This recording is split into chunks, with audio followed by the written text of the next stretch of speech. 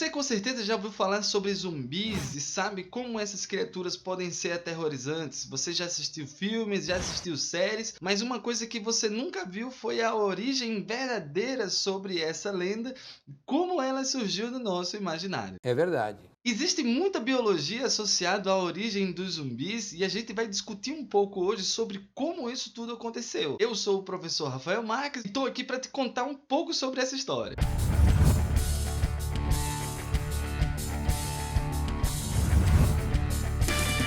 Tudo começou lá no Haiti, quando um grupo de feiticeiros, que não passavam de charlatões, na verdade, que utilizavam substâncias químicas da natureza para alterar o comportamento das pessoas. E entre esses testes, eles começaram a utilizar uma substância extraída da glândula de um peixe conhecido como baiacu. Essa substância alterava o comportamento das pessoas e reduziam os sinais vitais, como batimento cardíaco e frequência respiratória. Essa redução era tão intensa que as pessoas eram diagnosticadas como mortas. Quer dizer, às vezes não. Mas como essa substância dura apenas 24 horas, era possível que esse indivíduo retornasse à vida depois que ele saía daquele estado de latência e voltava às suas funções normais. Para a gente entender um pouco mais sobre como ela funciona, a gente tem que lembrar que para que a gente tenha batimento cardíaco, frequência respiratória, ou seja, para que a gente tenha as funções vitais, é necessário que haja o funcionamento de células chamadas de neurônios. Esses neurônios eles trabalham em conjunto formando um sistema conhecido como sistema nervoso.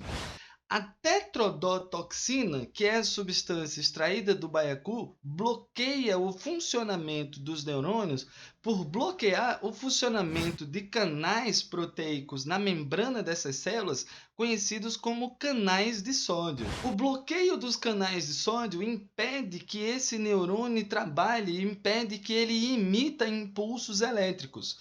Então, a tetrodotoxina ela tem um efeito neurodepressor. Essa neurodepressão reduz, portanto, a intensidade dos sinais vitais, como batimento cardíaco, frequência respiratória, e era difícil identificar a existência desses sinais e o indivíduo era taxado como morto. E numa dessas primeiras tentativas, como não se sabia que esses efeitos eram passageiros, esses indivíduos submetidos à ação dessa droga foram enterrados em caixões. E lá no Haiti, as valas elas são enterradas muito na superfície.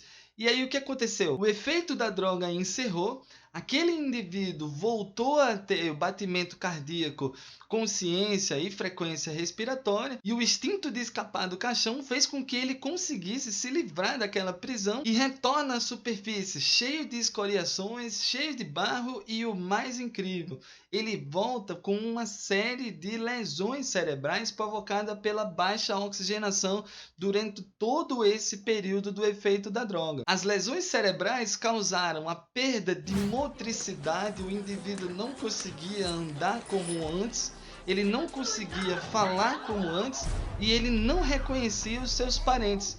E aí todas essas características são aquelas observadas nos filmes e nos seriados, aquele zumbi que anda esquisito, que não consegue falar e que não reconhece os seus ex-familiares, os seus ex-amigos. Agora, você imagina o susto da rapaziada daquela época que de repente vê alguém que havia sido enterrado no dia anterior andando livremente pela cidade de um jeito esquisito, sem reconhecer ninguém, sem conseguir falar com ninguém e o pior, sem nenhum tipo de memória. É aí que nasce, portanto, o termo morto-vivo, que depois é adaptado para zumbi. Como foi uma história incrível, esse episódio se alastrou por vários outros países e várias outras regiões do planeta e hoje nós temos essa lenda dentro do nosso imaginário e que mexe tanto com as nossas emoções. Imagina, né, rapaziada? Pessoas mortas se levantando do caixão não deve ser nada legal. Agora, o que você vai fazer com essa informação? Então, se você gostou dessa historinha, deixa seu like, já se inscreve no nosso canal para ajudar o nosso trabalho a progredir. Maravilha? Então, um grande abraço e até a próxima. Tchau!